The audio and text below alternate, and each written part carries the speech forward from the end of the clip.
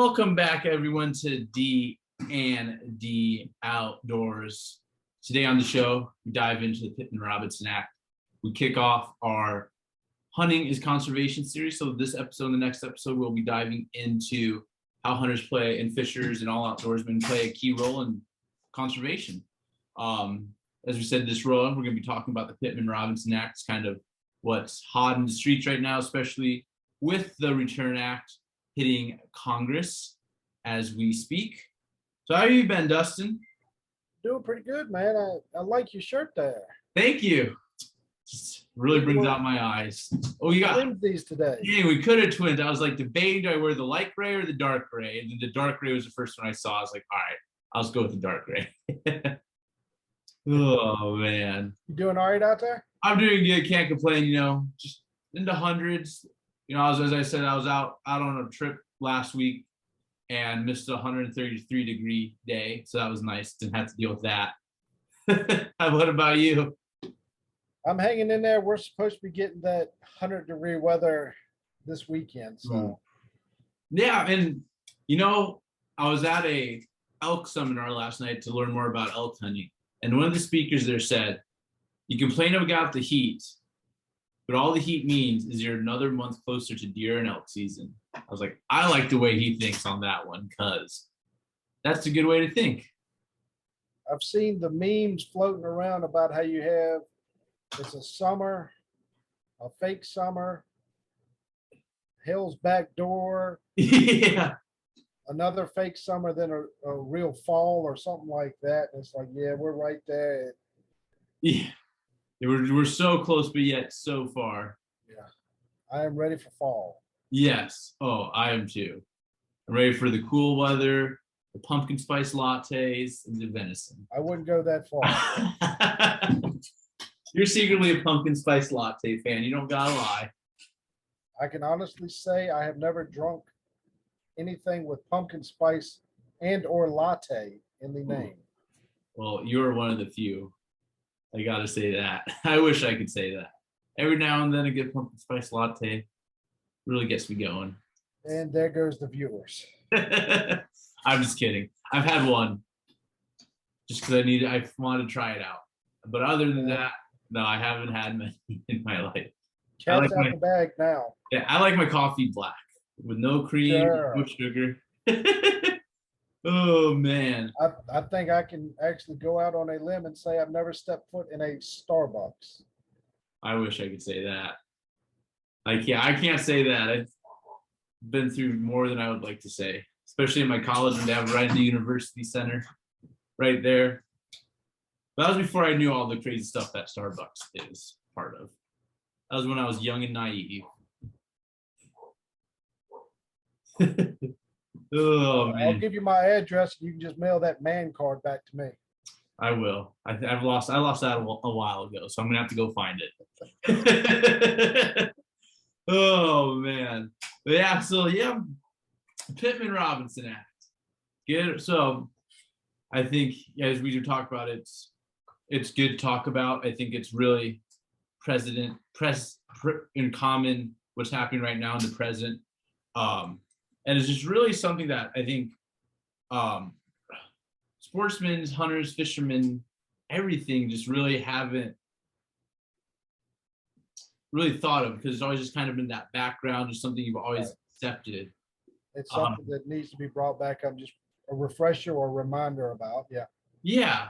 So essentially what the Pitman Robison Act, the name came from, was the Federal Aid and Wildlife or Restoration Act of 1937 from Nevada Senator Key Pittman and Virginia Congressman Absalom Willis Robinson, aka Pitman Robinson.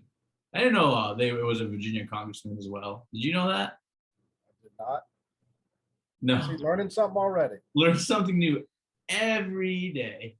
The act, on September 2nd was signed by probably what I would say is the most conservation-focused president ever in Franklin Roosevelt. I think, and it's kind of been amended a couple times. And essentially what the last amendment has done is really focus more on habitat and wildlife conservation more than each. It also creates an excise tax that provides the funds for each state and their habitat. So, it's really cool. Notable species, when I was researching that, Pitman Robison has came back, which in your neck of the woods, you're probably like, damn, there were none of these almost for the white-tailed deer. Like, oh man, when I read that, I was like, oh, it's crazy to think that at one point, white-tailed deer were so few and far between that this one act this really speaks, I think, for itself on what it's done. I mean, I don't know. I go to Michigan a lot.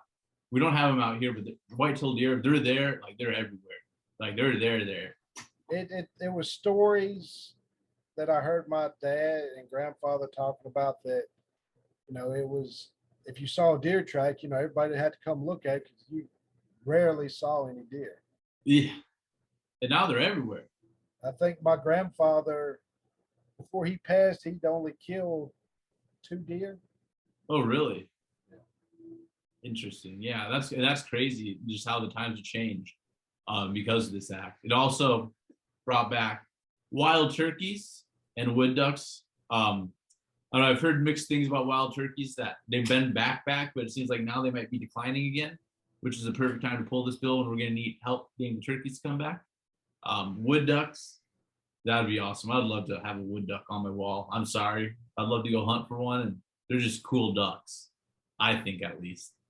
But essentially what it does is it creates an 11% sales tax on long guns and ammo, so your rifles and archery equipment, and then a 10% sales tax on handgun and their ammo. And it's paid for by the manufacturers, producers, and the people importing the guns. But I don't really know many out of the U.S. market gun companies, honestly, that people import guns. I feel like we do a lot of the exporting of the guns. I've never really heard of a European gun. Last time the Europeans had guns, we whipped them in a war. Didn't we take them from them? Yeah, we took them from them, and then they banned them. They were so embarrassed by them.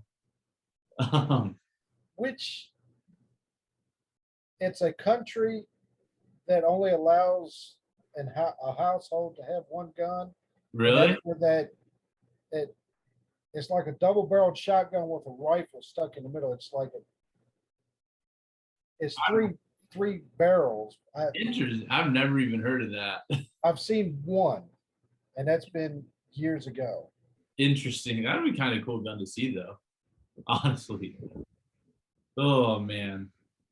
So with the Pitman Robison Act, roughly between 2016 to 2020, it's raised $3.59 billion, roughly $718 million per year.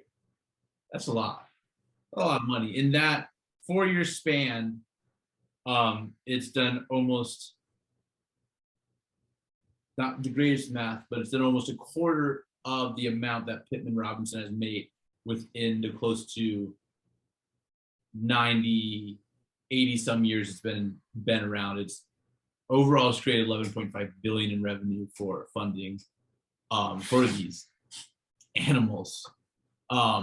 It's really interesting that all of a sudden, that people claim to be, pro wildlife, pro conservation, and now we are really getting rid of it in a way. I think the reason why they're getting rid of it, as I said in the past, it's been things that don't make too much sense in my mind. It doesn't make too much sense for, I think, anyone else.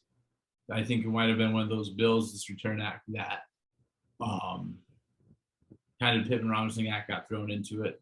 But when you're thinking of the wildlife that's going to be impacted in the greater goods and things, we're looking at the wolf reintroductions throughout the western states and the red wolves, as we talked about in previous episodes, out in the eastern states. I mean, the money's coming from somewhere, and it's not coming from the tax. I mean, I guess it's coming from the taxpayers, but it's coming mainly from different resources and mainly provided from the Pitman Robison Act, the money that's generated from them. I mean, if you're talking about taking out $718 million that's distributed through all 50 states, not evenly, just on their basis needs. It's not something that's very good. It's not. That's a big chunk of change. I mean, where's that going to get directed towards now? I mean, Yeah, I mean, where are these agencies that I rely on that going to come from? I mean, if you think of it, I was like trying to well, they can raise license fees, they can do this, that, but even raising license fees, as we've talked about in previous episodes, you don't make too much money off the license fees. You're not going to be able to cover, let's say each state gets about 718 million, that's about close to 11 to 12 million dollars each if they got it evenly. Can't make up that revenue just selling tags. And we've said it in other episodes that if you're raising it price tag on a license, you get more and more people that can't afford it and they're not going to buy a license. Yeah, they're just going to disappear right out like everybody else. Now you're losing potential money. Yeah, so to dive into the Return Act here, it was brought to us by Georgia Congressman Andrew Clyde, and 53 co-sponsors introduced this legislation. The Return Act, which stands for Return Our Constitutional Rights Act. I'm sorry. The Return Act, which stands for Repeal Excessive Tax and Unalienable Rights Now, which I guess you consider the Pitman Robison Act an excessive tax, but it's not like the tax is a justifiable tax. I mean, I never thought I would say that in my life, but the means of the tax have a good reason behind it. And that's at least in my humble opinion. In the case, it's going to be interesting to see how this plays out. I've read so far that we've actually have had some kind of breakthroughs in it, that 4 co-sponsors so far have rescinded their sponsorship of the bill. So we are seeing it drop. So instead of 53 now, we're down to 49. And I think it's going to keep dropping. The work done by like HOWL, who we've had on in the past. If you haven't, we have always a sign up link for HOWL in our description of this podcast. Definitely go do the acts. You can tweet at them. He has it set up where you can send them faxes. I have been sending them so many faxes just because I think it's cool. I get to send a fax online. I don't know. And also, just go above of just what you just reach out, email your Congress people directly. Their information is posted online. And you just say, hey, you're dumb. Don't get rid of Pitman Robison. You can keep it really simple if you want. Be respectful. Don't say anything like that's disrespectful on it. Don't go to their house and protest. Yeah, don't do that. Like, be the bigger person. I've already rented the van and we've got the poster set up, man. What's up? Yeah. If you do protest, leave D&D Outdoors out of it, please. Oh man. But yeah, there's plenty of ways to get around it. It's one of those bills where I think the bill wholeheartedly has a good meaning, but the Pitman Robison Act just somehow gets tied up in there. I don't know if this person is directly attacking Pitman Robison, which wouldn't make much sense, especially coming from a state like Georgia, where outside of, I feel like, Atlanta, hunting, fishing is very much ingrained in their heritage. I mean, that's just my opinion on it. It's gonna be interesting to see how it plays out. We got to understand, on top of everything, that if we don't do anything on it, nothing's going to be done. We just let it go by. You got to at least have a dog in the fight or to try to win the fight. I don't understand how both sides of the fence, you got pro hunters, you got non-pro hunters, the anti-hunters. Mm-hmm. Like PETA and all that are pro animals and whatnot, how are they not jumping on saying, hey, we need this because the money is helping the animals. And PETA doesn't care because PETA just hates hunting. It's just simple as that. I know. Well, what was it? I was listening to someone speak in an interview. It was like the CEO or the president of the Humane Society, and they asked him when the California bear ban was coming to play, asking, will the Humane Society fund bear restoration and wildlife habitats that would be lost from this? And they said, no, we won't do that. They don't care. I mean, as I say, if you want to be a killer, go sign up for PETA or the Humane Society, because the Humane Society has, I believe, it's close to 70% kill rate for their animals that come in. So you like killing stuff, go ahead and join the Humane Society, because you aren't gonna have to work for anything. The animals are already caged up. And number two is that's what they do. They're into killing business, PETA and the Humane Society. I mean, 77% kill rate for their animals they bring in. That's not very good at all. Especially for something. I think I said in that episode that their kill rate is actually higher than mine. Yeah. Oh, if I had a 70% kill rate, I would not be having that background behind me. You would be seeing some animals on the wall. Yeah, it's absolutely ridiculous. And we have some of the animals I do have on the wall here is why I'm not allowed in zoos anymore. Yeah. Ooh, get them the good old fashioned way. Right. Just like the Humane Society. Walk up to them in a cage. Exactly.